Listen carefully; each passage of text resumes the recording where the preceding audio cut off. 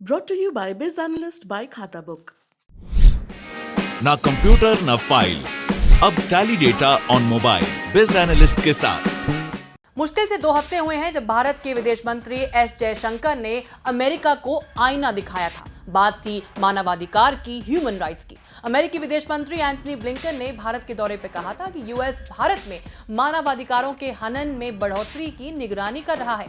उन्होंने कहा था कि वो भारत से मानवाधिकार के मूल्यों को साझा करते रहेंगे। कुछ ही दिन बाद जयशंकर से इसी बयान को लेकर सवाल किया गया तो उन्होंने कहा कि भारत भी यूएस में क्या हो रहा है उस पर निगरानी रख रहा है। भारत भी चिंतित है जो ह्यूमन राइट्स वायलेशन अमेरिका में हो रहे हैं।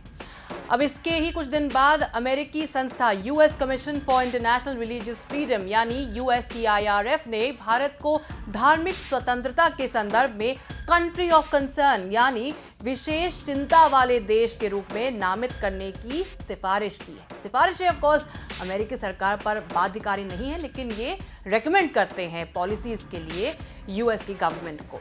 भारत को मुस्लिम विरोधी बताया गया है इस रिपोर्ट में। सीएए, एनआरसी का जिक्र भी किया गया है। सैंक्शंस यानी प्रतिबंध लगाने की भी बात की है।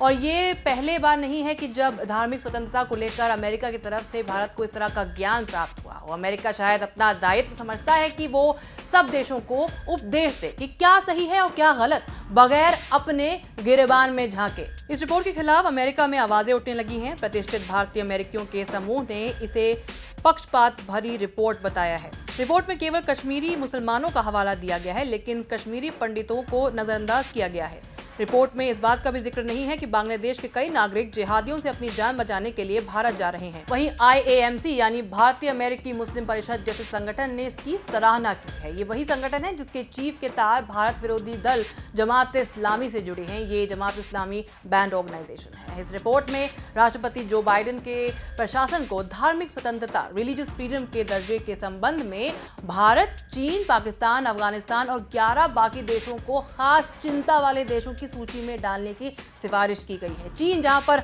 कम्युनिस्ट रूल है, वीगर मुसलमानों के साथ वहां पर कैंप्स में क्या होता है ये दुनिया देख रही है, बोल कोई कुछ नहीं रहा है। पाकिस्तान जो एक इस्लामिक रिपब्लिक है जहां जिहाद की फैक्ट्री है, एफएटीएफ की ग्रे लिस्ट में है वो मुल्क। अफगानिस्तान जहां पर तालिबान जैसे टेरर ग्रुप का राज है। सऊदी अरेबिया जो कट्टरपंथी देश है। इन सब के साथ भारत को इस रिपोर्ट ने खड़ा कर दिया है। रिपोर्ट में जारी जो लिस्ट है उसमें तमाम देश हैं, मगर अमेरिका का नाम मिसिंग है, जबकि दुनिया को धार्मिक आज़ादी का सर्टिफिकेट बांट रहे अमेरिका में ही धार्मिक स्वतंत्रता को लेकर सवाल खड़े होते हैं।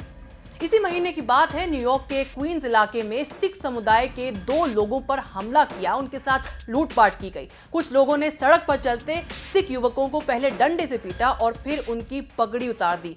ये क्वींस में 10 दिन से भी कम समय में सिख समुदाय के लोगों पर हमले की दूसरी घटना थी।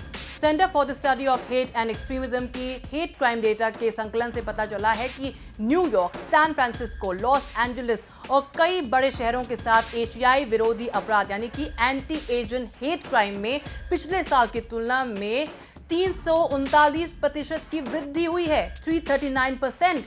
2020 में अपने रिकॉर्ड नंबर को इसने पार कर दिया है। Stop hate against Asian Americans campaign portal पर मार्च 2020 से जून 2021 के बीच हेट क्राइम्स 9081 केस दर्ज हुए हैं। वहीं प्यू रिसर्च सेंटर ने 2009, 2014, 2017, 2019 और फिर 2021 में एक सर्वे किया था। अमेरिकी लोगों से पूछा गया कि आपकी नजरों में कौन से समुदाय के लोगों को सबसे ज्यादा भेदभाव का शिकार होना पड़ता है, ऐसा कौन सा वर्ग है जिसे धार्मिक आधार पर परेशानियों का सामना करना पड़ रहा है। इस सर्वे में अमेरिकी लोगों की एक ही राय थी और वो है मुस्लिम। इस सब के ऊपर अमेरिका में श्वेत अश्वेत की लड़ाई, रेसिज्म यानी नस्लवाद को लेकर जंग आज भी जारी है। गोरे काले के नाम पर लोगों को जान तक से मार दिया जाता है। सबसे बड़ा एग्जाम्पल जो है वो साल 2020 में दुनिया ने देखा। जॉर्ज फ्लॉयड की हत्या जो हुई उसने सबको देखा और जो मूवमेंट उसके अगेंस्ट जो खड़ी हुई है वो पूरे दुनिया में आज पॉपुलर है। ऐसे में अब जब अमेरिका की एक संस्था भारत पर धार्मिक स्वतंत्रता के आधार पर